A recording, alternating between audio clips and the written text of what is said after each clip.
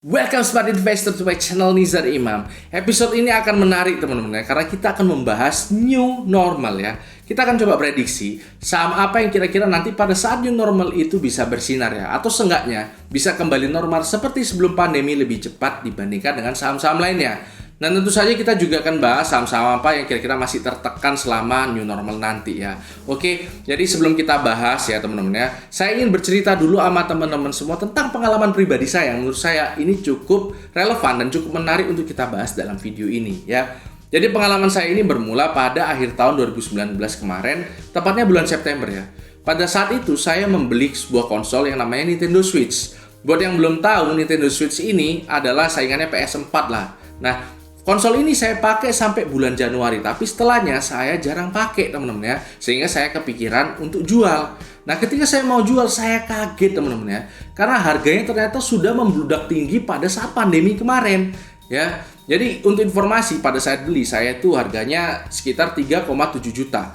Nah, ketika saya jualan, harganya itu mencapai 5 juta teman-teman ya. Jadi naik sekitar 50% dalam waktu setengah tahun. Ini sangat amazing karena ini bukan barang investasi. Ini barang konsumsi teman-teman ya. Jadi ibaratnya teman-teman semua itu beli sepeda motor dipakai setengah tahun, kemudian dijual tapi malah untung teman-teman ya. Nah, seperti itu kira-kiranya. Nah, ternyata ketika saya cari tahu, ini terjadi karena produksi Nintendo pada saat itu drop banget.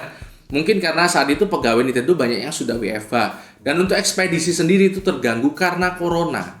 Nah, sedangkan di lain sisi dari segi demand ya, teman-teman, ini banyak orang yang sudah mulai bosen di rumah sehingga mencari hiburan. Dan tentunya Nintendo Switch bisa jadi alternatif karena menawarkan experience yang cukup unik. Nah, cerita ini yang menyebabkan saya terinspirasi untuk buat video ini karena saya penasaran saham apa yang nantinya bisa menjadi the next Nintendo Switch teman-teman ya. Jadi yang kira-kira di masa depan itu bisa digemari dan kita bisa kumpulkan dulu sekarang. Seperti itu. Jadi gak usah panjang lebar lagi. Saham yang pertama,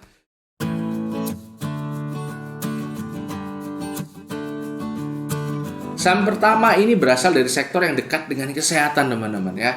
Jadi kita semua sudah tahu ya, kalau selama pandemi ini kita di-encourage untuk lebih melek terhadap kesehatan ya. Nah, tentunya saham-saham di sektor kesehatan seperti Kalbe, ya Indofarma, PH, DVLA dan sebagainya itu menjadi sangat prospek ya. Tapi teman-teman ya, yang ingin saya sampaikan nomor satu ini bukan dari saham-saham di sektor kesehatan sendiri. Yang ingin saya sampaikan adalah Sido teman-teman ya. Sido muncul. Nah, ini unik karena ini tidak berasal dari sektor kesehatan alias customer good ya. Tapi produknya adalah produk-produk kesehatan. Dan tentunya kita semua sudah pada tahu ya, kalau misalnya Sido ini itu adalah salah satu market leader ya, terbukti dengan produk-produknya yang sudah banyak kita pakai. Contohnya adalah tolak angin, kemudian kita bisa lihat ada madu rasa. Nah, ini menunjukkan memang benar-benar Sido ini berprospek ya, dan tentunya kita juga bisa lihat dari pergerakan harganya. Saat ini harganya sudah kembali seperti sebelum harga ada pandemi teman-teman ya. Nah, ini bisa dipertimbangkan jadi watchlist ya Sido. Nah, yang kedua teman-teman,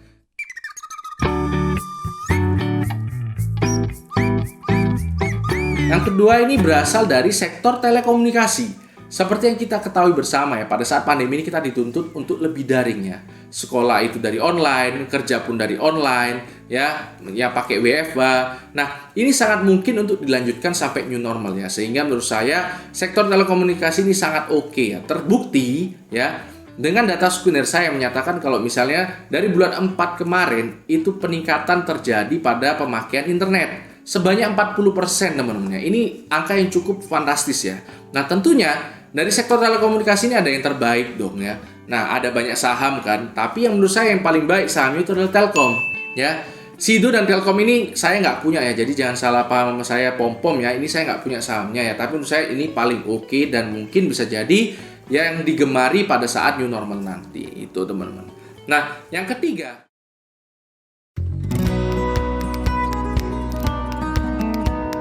ini mungkin akan sedikit berbeda ya dengan saham nomor 1 dan 2 tadi karena ini dekat dengan e-commerce teman-teman ya. Nah, menurut data sekunder saya juga pada saat pandemi kemarin transaksi e-commerce itu meningkat sebanyak 20%-an teman-teman ya. Dan ini tentunya akan mendorong industri pengiriman ya, jasa pengiriman itu semakin berkembang ya. Nah, kalau teman-teman mau mengirim barang itu pasti butuh yang namanya packaging ya. Nah, ada satu emiten yang namanya Ekat, itu dia memproduksi namanya lakban ya, pita perekat. yang tentunya ini adalah bahan utama kalau mau packaging ya. Jadi semakin besar e-commerce, Ekad juga akan mendapatkan banyak untung dari penjualan lakbannya. Ya, seperti itu ya. Nah, kalau Ekad ini saya punya sahamnya ya. Saya sudah masuk dari 850-an ya. Nah, sekarang sahamnya sudah di 1000 ya. Dan menurut saya ini kedepannya masih sangat oke banget karena diprediksi sampai tahun 2023 e-commerce itu masih akan bertumbuh. Itu ya teman-teman ya. Itu adalah saham ketiga. Saham keempat,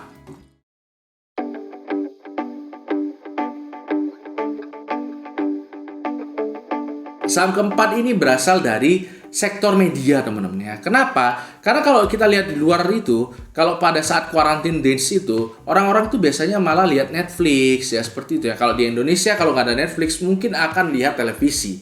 Nah, seperti itu teman-teman ya. Nah, terutama apalagi pada saat seperti ini ya, seperti pandemi seperti ini, orang-orang akan banyak mencari informasi ya. Nah, itu bisa didapatkan dari televisi. Itu terbukti dari data Skudden saya ya, khususnya dari Nielsen yang menyatakan kalau misalnya jumlah penonton televisi meningkat 12% teman-teman ya. Dan jumlah tonton ini semakin panjang ya, menjadi 5 jaman. Seperti itu teman-teman. Nah, ini akan terus berlanjut menurut saya sampai new normal. Kenapa? Logikanya seperti ini. Orang pada saat normal lama itu biasanya habis pulang kerja itu pasti langsung pulang dong. Nah, kalau normal baru ini orang habis kerja itu mungkin langsung pulang ke rumah ya. Jadi waktu luang mereka akan banyak. Ketika waktu luang mereka banyak, mereka akan menghabiskannya mungkin sebagian diantaranya itu nonton TV.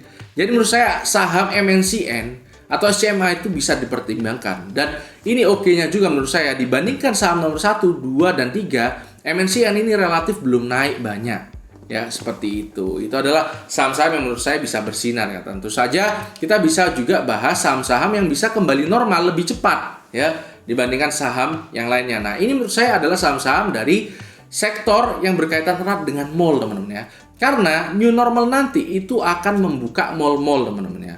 Mall itu akan dibuka kembali. Jadi saham-saham yang berkaitan dengan mall contohnya seperti PZZA, FAS, kemudian MAPI itu akan kembali normal lebih cepat ya. Tentunya nggak langsung kembali cepat itu, tapi selama mall dibuka kembali, ini akan kembali naik ke atas sesuai dengan harga normalnya. Seperti itu ya. Dan satu lagi teman-teman ya, itu yang ada di dalam mallnya. Nah, sementara pengelola mallnya sendiri seperti Paewon itu juga menurut saya menarik teman-teman ya.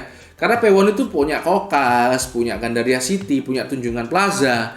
Jadi menurut saya juga bisa dipertimbangkan. Dan Paewon ini saya juga punya. Seperti itu ya. Nah, kemudian saham apa yang kira-kira masih tertekan selama new normal nanti ya? Tentunya saham-saham yang berasal dari sektor penerbangan ya. Karena penerbangan menurut saya itu masih akan cukup berat ya, karena memang sektor ini kapital ekstensif, modal kerjanya banyak, biaya operasionalnya besar ya. Sehingga ketika orang nanti mulai new normal itu nggak langsung banyak berpergian, dan itu tidak akan menaikkan profitability dari sektor ini. Nah, yang kedua itu adalah sektor pertambangan menurut saya teman-teman ya. Sektor pertambangan menurut saya masih akan lesu, tapi kita harus ingat selama sektor pertambangan lesu, sektor yang berkaitan dengan semen itu akan meningkat teman-teman ya, profitability-nya. Kenapa? Karena bahan dasar untuk pembuatan semennya itu pengelolaannya berasal dari batu bara juga. Jadi kalau batu bara harganya rendah, ongkos produksi mereka juga kecil sehingga marginnya bisa besar. Jadi mungkin bisa dipertimbangkan juga untuk sektor-sektor semen ya, seperti itu. Nah, itu adalah pembahasan saya terhadap emiten-emiten new normal nanti ya. Jadi harapannya kita kalau misalnya bisa tahu sahamnya apa yang bagus, kita bisa kumpulkan dari sekarang. Dan inilah menurut saya proses investasi ya, kerangkanya awalnya itu seperti ini. Jadi itu saja yang ingin saya bahas dalam video kali ini. Semoga bermanfaat ya. Nanti kalau teman-teman merasa ada yang menarik lagi selain yang saya sebutkan tadi, teman-teman tulis saja komen di bawah ini ya. Ya, jangan lupa like dan subscribe-nya juga. Oke? Karena itu persimbang, tetap cerdas dan tetap santai.